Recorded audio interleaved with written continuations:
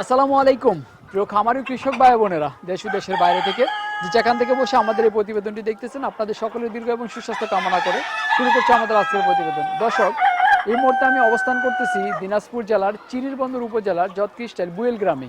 এই গ্রামের একজন উদ্যোক্তা মনিরুজ্জামান রিফাত ভাই অনেক সুন্দরভাবে একটি পোল্ট্রি হ্যাচারি গড়ে তুলেছেন। তার এই পোল্ট্রি হ্যাচারির নাম দিয়েছেন মেসার্স প্রবাস বন্ধু পোল্ট্রি এবং চিক্স। তিনি কিন্তু প্রবাসীদের নিয়ে কাজ করেন এবং প্রবাসীদের সাথে তিনি মিলেমিশে চলতে পছন্দ করেন। তো আজকে আমরা তার খামারে এসে দেখলাম যে কিছু ভিন্ন প্রজাতির মুরগি রয়েছে, যেটার রক্ত মাংস সবই কালো। সেটাকে নাম দিয়েছে কাদাকনাথ মুরগি। এই কাদাকনাথ মুরগি যতটুকু আমি জানি এটার উৎপত্তিস্থল ভারত থেকে বাংলাদেশে আসছে।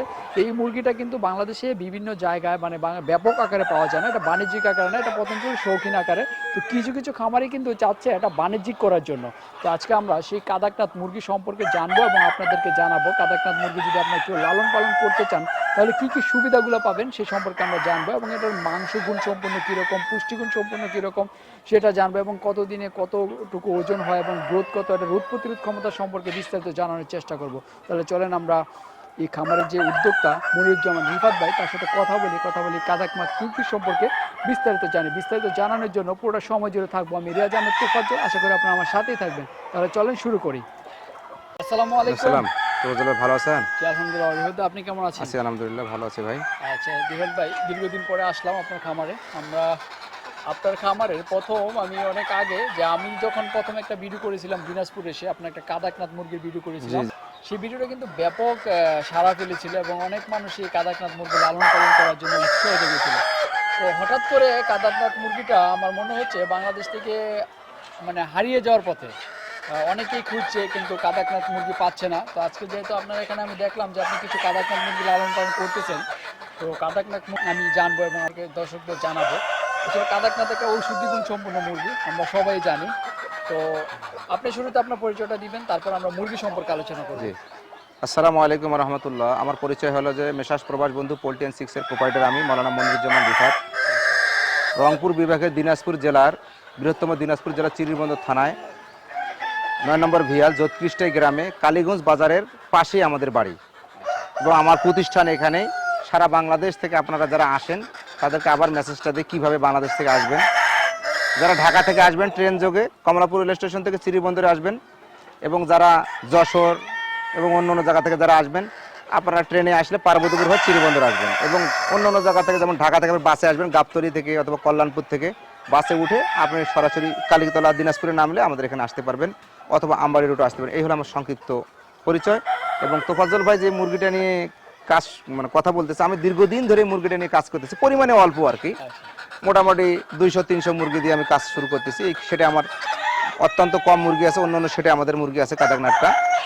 তো এটা হলো ঔষধি গুণ মুরগি একটা বলে, তো আমি তো সায়েন্টিস্ট না বা কোনো ইয়া না, তো দীর্ঘদিন থেকে আমরা এই মুরগিটা নিয়ে কাজ করতেছি। মুরগিটার একটা গুণ হলো কি তার পর্যাপ্ত পরিমাণে ডিম দেয় এবং তার মাংসটা টেস্টেবল এবং রোগ প্রতিরোধ ক্ষমতা অনেক বেশি এবং খাদ্য খুব কম খায়।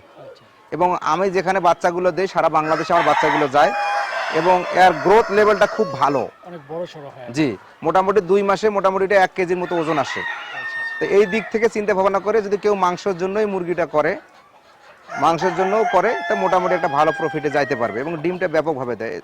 এই মুরগিটা তো মোটামুটি আপনার হচ্ছে ভারত থেকে আসা আর কি, ভারত থেকে আসা। আমি এক লোকের মাধ্যমে সংগ্রহ করছিলাম, ওর নাম হলো সুধাংশু। জি, অনেক মোটামুটি 2017 সাল থেকে আমি কাজ করতেছি এটা নিয়ে। তো মোটামুটি মাংসটা এবং পাটা আমি যখন দেখলাম মাংস শুদ্ধ কালো হয়, মাংসটা কালো হয় এবং রক্তটাও কালো হয়। ডিমটা কিন্তু এই মুরগিগুলোর মতনই হয়, পালকটা কালো হয়, চামড়াগুলো কালো হয়। এবং মানে ডায়াবেটিস রোগীদের জন্য এবং উচ্চ রক্তচাপ রোগী যারা আছে এদের জন্য অনেক ভালো, ডাক্তাররা বলে, সায়েন্টিস্টরা বলে। এইভাবে আমার কাছ থেকে অনেক এসে মোরগ নিয়ে যায়, যারা নিয়মিত খায় আর কি, ভালো ভালো লোকেরা মোরগ নিয়ে যায়। তো মোটামুটি এই মুরগিটা লালন পালন করার পরে আমি এতটুকু বুঝতে পারছি যে এদের রোগ প্রতিরোধ ক্ষমতা অনেক ভালো এবং এদের ডিমের পার্সেন্টেজটা মোটামুটি ভালো, খাদ্য কম খায় এবং মোটামুটি চাহিদা তুলনামূলকভাবে আছে আলহামদুলিল্লাহ। মুরগিটা মনে হয় অন্যান্য মুরগির তুলনায় একটু দাম একটু মনে বেশি। দাম বেশি বলতে কেমন দাম বেশি? ধরেন যে মুরগির যে 500 টাকা কেজি বিক্রি হয় ওটা হয়তো 700 বা 1000 টাকা বা 800 টাকা কেজি বিক্রি হয়। আমি আপনার মোটামুটি মোরগগুলা যেটা বিক্রি করছি আমি 700-750 টাকা দামে কেজি বিক্রি করি আর কি। আপনি 700-750 টাকা, মানে আমি 2015-16 দিকে একবার এই কাদাকনাথ মুরগি দেখে আমার কাছে খুব ভালো লাগছিল। ওই লোক আমাকে বলেছিল যে কাদাকনাথ মুরগির রক্ত, মাংস এবং ডিম সহ নাকি কালো হয়। না, ওটা ভুয়া নিউজ। তখন আমি তাকে বলছিলাম যে আমাকে এক জোড়া মুরগি দেওয়া যাবে কিনা। তখন তিনি আমার কাছে এক জোড়া মুরগি 2000 টাকা কেজি চাইছিল আর কি, পার কেজি 2000 টাকা চাইছিল। না, আপনি যদি এই মুরগিটাকে নিয়ে থিঙ্ক করেন আর এই মুরগিটা যদি আপনি মানুষের মাঝে পৌঁছায় দিতে চান, তাহলে আপনাকে সর্বপ্রথম বলতে হবে কি যে এই মুরগিটার ভোক্তা তৈরি করতে হবে। অবশ্যই। যে খাবে সে যদি হাতের নাগালে দামে না পায়, আপনার দেশি মুরগি আপনার আছে 700 টাকা 600 টাকা কেজি, আপনার এটা 1000 টাকা কেজি কেন খাবে?